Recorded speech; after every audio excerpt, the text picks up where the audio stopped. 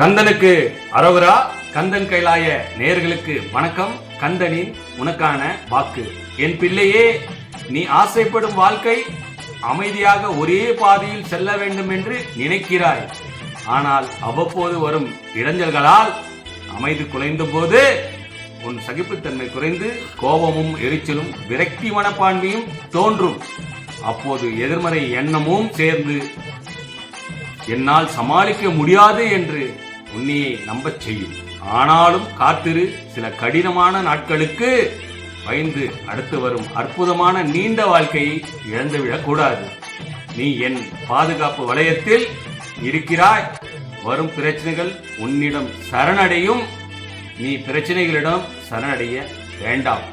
முருகன் அருளால் என் திறமணியை வெளிப்படுத்தி தீர்வு காண முடியும் என்று நம்பு. யாம் இருக்க பயமே. வெற்றிவேல் முருகனுக்கு அரோகரா.